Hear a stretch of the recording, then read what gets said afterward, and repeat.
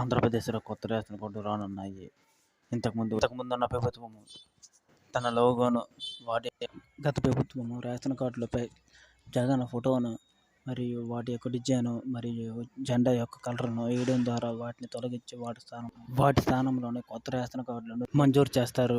Design కోసం కసరత్తులు చేస్తున్నారు. దీనితో పాటు పెళ్ళైన కొత్త జంటకు కొత్త రేషన్ కార్డుని మంజూరు చేస్తున్నారు. పెళ్ళైన ధృవీకరణ పత్రం ద్వారా వీటిని మంజూరు చేస్తారు.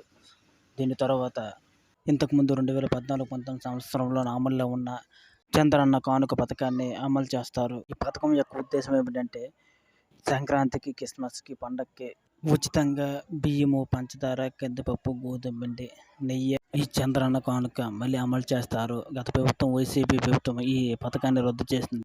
ఈ పథకం మళ్ళీ ప్రారంభిస్తారు. ఈ పథకానికి ప్రభుత్వం ప్రతి సంవత్సరము 538 కోట్లు పెడుతుంది. ఇలా 4 సంవత్సరాలు 2690 కోట్లు పెడుతుంది. ఇది ప్రభుత్వంపై భారం ఉంటుంది. మీకు మా ఛానల్ నచ్చితే లైక్ చేయండి. మరిన్ని అప్డేట్స్ కోసం సబ్స్క్రైబ్ చేయండి.